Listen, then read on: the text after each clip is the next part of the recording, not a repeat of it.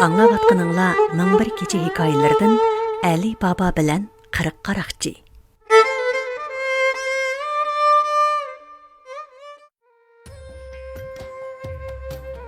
Нахайеті ұзақ заманла ilgari bizga to'limu yiroq bir joyda ikki aka-uka o'tgan bo'lib, akasining ismi Qasim, enisining ismi Ali Baba ekan.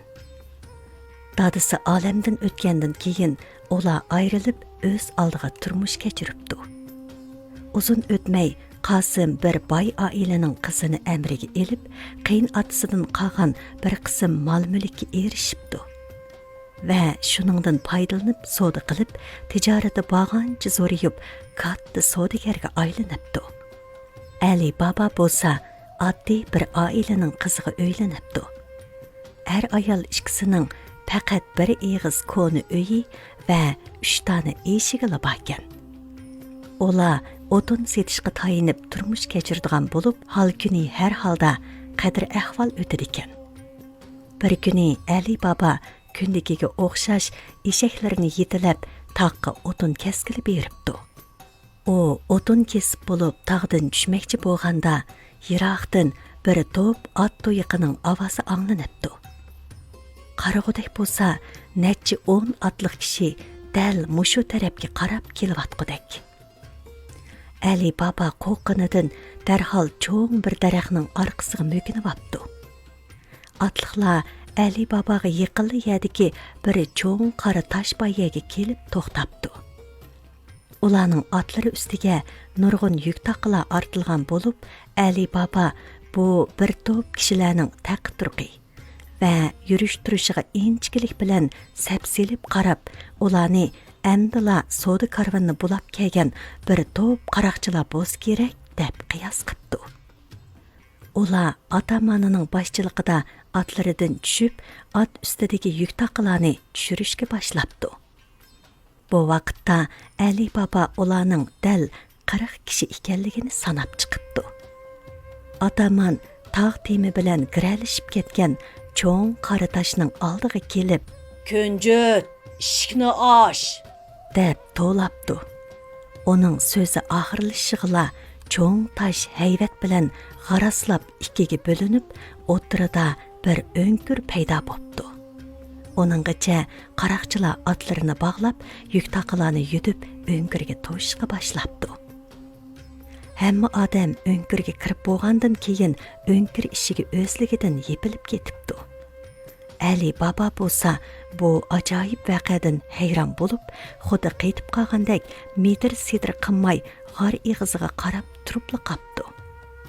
Bir chaqda o'nkurning eshigi tuyuqsiz echilib, ataman old bilan chiqib ketdi. Arqadan uning odamlarining hammasi chiqib bo'lganda, u ularni birma-bir sanab, sonini oldi. Andin heliqi qora toshga qarab, "Kunjut, ishikni yop!" deb to'labdi. O'nkur ishigi hayvatlik yepilib, aslidagi holatiga keldi. Ataman atrofga bir qo'r ko'z yugurtib qarabdi-da, hech qanday normalsizlik bayqalmagandan keyin qo'l ostidagilarni boshlab, otlariga minishib, kelgan tarafiga qarab ketibdi. Ali Baba joyida birdam saqlab, ularning yiroqlab ketganligini jazmlashtirgandan keyin andin o'rnidan turibdi. U ehtiyot bilan bir besib, ikki besibdi. Va o'nkur ishigini ochadigan so'zning kimni o'qisa kuchga ega bo'ladigan yoki bo'lmaydiganligini sinab boqmoqchi bo'lib, "Kunjut, ishikni och!" deb to'lab yiqibdi. Shu zamon guldir qaras bilan o'nkur ishigi echildi. Ali Baba ehtiyotchanlik bilan g'orga kiribdi. Kiribla hayronlikdan og'zini echib qolibdi. Uning ko'z oldida oltin kumush, yaqut tilla, tovar durdun, o'nchi marvoyit deganlar döv bo'lib turg'udek. Bularga qarab, uning yurak so'qishi tezlashib, ko'zlari olachakman bo'lib ketibdi. Arqadan u o'zini tutib elib, cho'nqur nafas oldi-da, bu yerda uzun tursa bo'lmaydiganligini o'ylab, yerdan bir xaltini elib, uningga o'zi ko'tiraligidek boyliqni qachilabdi. Andın onu yutib g'ardan chiqib, atamanning aytqini bo'yicha o'nkir ishigini darhol taqabdi. U tezlik bilan eshakni yetilab shaharga qaytib kelibdi. Ali Baba uyga qaytib kelgandan keyin ayoliga tog'da ko'ygan anglag'anlarini so'zlab beribdi. Hamda tillalarni uning oldiga qo'yibdi. Ali Babaning ayoli qattiq hayajonlanib, tillarning zodi qanchalik ekanligini o'lchab baxmoqchi bo'libdi. Ali Baba uningga bu maxfiyatlikni cho'qim obdan saqlashni, hech qanday kishiga tinmaslikni eskartibdi. Ayoli ma'qul bo'lib, tarozi Ariyat og'ili Qosimning uyiga beribdi. Bu chaqda Qosim uyda yo'q bo'lib, uning ayoli ularning tarozida zodi nima o'lchaydiganligiga qiziqib, uning ostiga azroq hasal surkab qo'yibdi. Ali Babaning ayoli uyga qaytib kelgandan keyin ular tillalarni o'lchashga boshlabdi. Andan ular bu tillalarni ehtiyot bilan yer ostiga ko'mib qo'yibdi.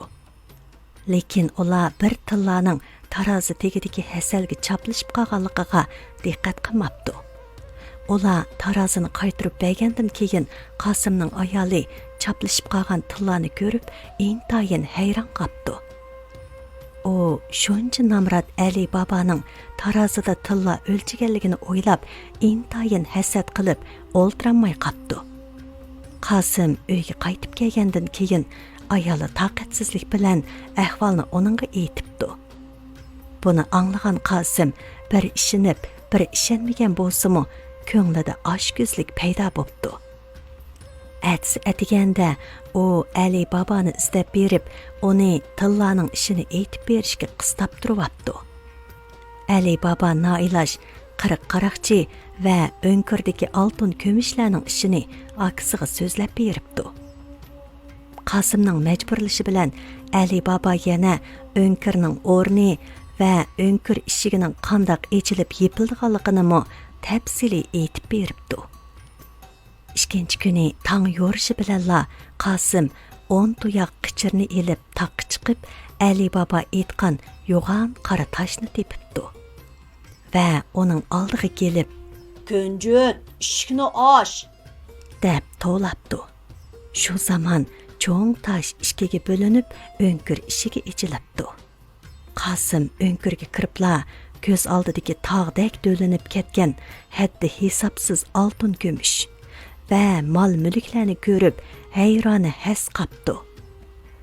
U 10 tuyoq qichirga yetgudak tillarni bir yerga yig'ib, ondan ularni xaltalarga qachilab, birdan o'nkirning og'ziga yo'tkapdi. Lekin u o'nkir ishigini ochadigan kunjut degan so'zni unutib qapti. U o'nlik ovozda "Arpa, ishkini osh! Bug'doy, ishkini osh!" deb vaqirab beqibdi. Lekin ishik echilmabdi. U barliq ochliq ziroatlarning ismini bir qitimdan to'lab chiqqan bo'lsa-mu, o'nkir ishiga yanada echilmay, u umidsizlik va sarosimiga tushib qapti. Dastlabida uni xushal qilib, qin-qiniga patqizmagan oltin kumush, mol dunyo hozir uning baloyi opatiga aylanib qelyotqashqa, u qattiq qo'rqib, o'nkir ichida u yoqdan bu yoqqa mengishga boshlabdi. Bir chaq bo'lganda qaroqchilar bulangchilik qilib qaytib kelib, o'nkir atrofida to'p qichirning turganligini ko'rib, nihoyatda hayron qolibdi. Ularning nemishqa bu yerda paydo bo'lib qolganligini bilolmabdi. Biroq ular bu qichirlarni yo'ldan ezib qolgan bo'lishi mumkin deb o'ylab, ancha parvo qilib ketmabdi. Shuning bilan qaroqchilar atamani o'nkir oldiga kelib, "Kunjut, ishkini osh!" deb to'labdi. O'nkir ishiga echilibdi. Qosim asli allaburun o'nkirda ot tuyiqining ovozini anglab, qaroqchilarning qaytib kelganligini bilib, talay sinash o'yida o'nkir ishiga echilgan vaqtdan foydalanib, etilib chiqib ketmoqchi bo'lib, eshik tarafga qarab tayyor bo'lib turgan ekan. Kim bilsin, u o'nkir ishiga echilishi bilanla shundoq yugurib, ataman bilan uchrashib qopdi. Qosim birdilla qaroqchilar atamani tarafidan yerga yiqitilibdi. yat kishilarning o'nkirga bösüp kirganligi qaraqchilarni gangirtib qo'yibdi. Shuning bilan ular bu yerga kelib, boyliq o'g'irlamoqchi bo'lganlarni ogohlantirish uchun Qosimni o'ldirib, uning jasadini o'nkir oldiga esib qo'yibdi. Ondan o'nkir eshigini taqagandan keyin nihoyatda tezla otlariga minib, yo'lga chiqibdi. Qosim yerim kechagacha uyga qaytmagandan keyin uning ayoli bakli ansirabdi. U Qosimga biror ish bo'lib kelishidan ansirab, aldirab denib yugurgunicha Ali boboning uyiga kelibdi. Ali bobo ahvolni uqib, Qosimning qaraqchilarga uchrab qolganligini pamlagan bo'lsa-mu, lekin tamkinlik bilan yangisiga nasihat qilib, uni uyga qaytib saqlab turishga buyuribdi. Tang yo'ray deganda Ali bobo taqqa qarab yo'lga chiqibdi. U o'nkir oldiga kelib, akasining esib qo'yilgan jasadini ko'rib, hushidan ketgili tas qapdi. Qo'rqqanidan put-qo'lida jon qolmagan bo'lsa-mu, lekin amalsiz zo'r g'ayratga kelib, akasining jasadini tushiribdi. Ondan uni eshakka ortib, uyga qarab mengibdi. U Qosimning uyiga kelgandan keyin Qosimning ayoli erining vafot bo'lganlik xabarini anglab, o'zini tutib ololmay, ön silib yig'lab ketibdi. Shunda qilib, ular noli faryodlar bilan Qosimni yerligiga qo'yibdi. Lekin qaraqchilar Qosimning jasadining yo'q turganligini ko'rib, bu maxfiyatlikni biladigan yana boshqa bir odamning borligini, uning Qosimning urug' tuqqani bo'lish mumkinchiligi borligini pamlabdi. Ondan qaraqchilar atamani bir qaraqchini shaharda yangidan vafot bo'lib, yerlikka qo'yilgan kishining bor yo'qligi, bor bo'lsa, uning zodi kim ekanligi va uning urug' tuqqanlari haqida atrofliq ahvol egallab kelishga shaharga yo'lga sapdi.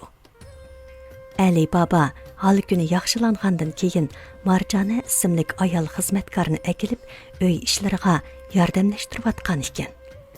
Marjona to'limi aqlliq va dodil qizgan. U Qosimning vafotidan keyin Ali boboga qaraqchilarning cho'qim uni izlab topadiganligi, shunga cho'qim ho'shyor turishi kerakligini aytibdi. Qaraqchimi izlab surishtirib yurib, yangidan yerlikka qo'yilgan kishining dal Qosim ekanligini, uning Ali bobo ismli bir inisi borligini bilibdi va uning uyini ko'rib olibdi. Ataman ahvolni uqqandan keyin bir may sodigiri siyoqida yasinibdi va 40 tal may to'ngi tayyorlab, uning ichiga qaraqchilarni yushirib, ularni harvaga besib, shaharga kiribdi. Kech kirishiga u Odul Ali boboning uyi oldiga kelibdi. Bu vaqtda Ali bobo kechlik tomoqni yeb bo'lib, eshik oldida o'ltirgan ekan. Ataman darhol uning oldiga kelib, samimiylik bilan: "Men sirtdan kelgan yog' savdogari bo'laman. Doim bu yerga kelib tijorat qilaman. Lekin bugun kech bo'lib ketdi. Muvofiq turalg'u topolmadim. Ayibga buyurmasangiz, uyingizda bir kech qo'nib qolsam qandoq?" debdi. Kun bak kech bo'lib ketganligi, uning ustiga qaraqchilar atamani ustalik bilan niqoblanganligi uchun Ali bobo uni damonliqqa to'niy olmay, uning qo'nib qelish talabiga qo'shilibdi va uning maytonlarini o'tinxonaga o'rinlashtiribdi. Kechida kirsin tugab ketgachga Marjona kirsin olib kelish uchun o'tinxonaga beribdi. Bu chaqda ko'zidagi qaraqchilar oyoq tevishni anglab, "Ataman bizni harakatlanishga chaqirg'ili kepti" deb xato tushunib qilib, "Harakatlanamdiq" deb so'rabdi. Marjona tuyuqsiz chiqqan bu ovozdan qo'rqib ketibdi. Lekin u intayin ziyrak bo'lg'ashqa ishning tegiga yetibdi va darhol ovozini o'zgartib, "Texi boldur" deb javob beribdi. Arqadan u har bir ko'zining oldiga kelib, "Texi boldur" degan so'zni takrorlabdi. Ondan o'tinxonadan chiqib, darrov cho'ng bir qozon qizziq mayni qaynatib, har bir ko'ziga o'lashtirib qo'yib, qaraqchilarni joyidala ko'ydirib, jenidan judo qilibdi. Bir chog'da qaraqchilarning katibishi chavak chelib maxfiy belgi berib, qaraqchilarni harakat qilishga ishorat qilibdi. Lekin o xeyli saqlagan bolsa-mı, qaraqçılardan birər şəp ekanmapdı. Şunun bilan o qaraqçılarni qattiq uyquga ketgan o'xshaydi deb o'ylab, aldirab o'tinxonaga berib, ularni o'yg'atmoqchi bo'pti. Lekin kim o'ylasin, o o'tinxonaga kiribla bir xil issiq mayning purqini purapdi. Hamda tutib ko'rib, har bir ko'zining qo'lni ko'ydirgidek darajada qizib ketganligini bayqabdi. O shundala hammani tushunib, umidsizlangan holda g'ippada qechib ketibdi. Lekin o qaytib kelib intiqom elishga qasam qilibdi. Atsi atiganda qaraqchilarning katta beshining qechib ketganligini jazmlashtirgandan keyin Marjona tunugun kechda yuz bergan ishni Ali Babaga aytib beribdi. Qaraqchilar beshi qo'l ostidagilardan ayrilib qolganini o'ylab intayin g'azablanibdi. Shuning bilan o savdogar qiyofatiga kirib elib, ismini Hasanga o'zgartib, shahardan bir do'konni ijaraga oldi. Onun ijara olgan do'koni dal Qosimning o'g'lining do'koniga o'dul ekan. O mardona, kamtar savdogar qiyofatiga kirib elib, nihoyatda tezla atrofdagi do'konlarning xo'jayinlari bilan ish qo'yun, tosh qo'yun bo'lib ketibdi. Bo'libmi, Qosimning o'g'liga odatdan tashqir qizg'in muomala qilibdi. Yana uni necha qitim uyiga tamoqqa taklif qilibdi. Bar taviqim, yan taviqim degandek Qosimning o'g'limi bir kuni Hasanni tog'isining uyiga tamoqqa taklif qilibdi. Fursat keldi deb o'ylagan qaraqchi ko'nglida toza xo'shal bo'pti. Mehmondorchilikda Hasan Ali Baba bilan nihoyatda ko'ngillik paranglashibdi. Birdamdan keyin ataman endi xo'shlashadiganligini aytibdi. O Ali Babaning tutib kelishiga qarta tushundirib, "Men yaqinda dori yabatdiman. Doktor tuz silingan tamoqlarni yemagan deganti", debdi. Buni anglagan Ali Baba, "Voy, hech qisi yo'q. Biz sizga tuz solmay tamoq tayyorlamadik", debdi-da Marjonaga qo'rmi qo'rganda tuz solmaslikni tapilabdi. Marjona bu talabni anglagandan keyin o mehmonga nihoyatda qiziqib qoldi va g'izo tamoqlarni elib chiqib tizish jarayonida mehmonga toza sapsilib qarab, uning heliqi kuni qechib ketgan ataman ichganligini, yana uning kiyimi orasida bir xanjarning yoshiringanligini bayqabdi. Marjona darhol chiqib ketib, chiroyli bir qur usul kiyimini kiyib kiribdi-da, larzon musiqaga keltirib usulga tushibdi.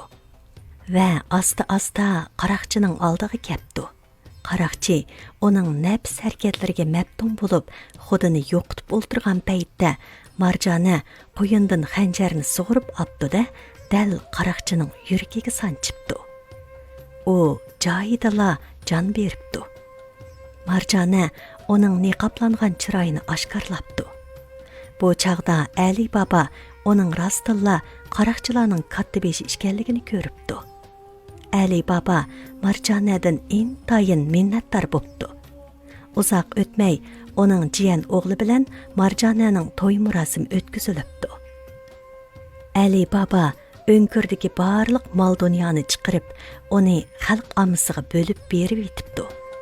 Shunda qilib, xalq qaraqchilardan qutulibdi. Hammaylan tinch, xushal xo'ram yashapdi.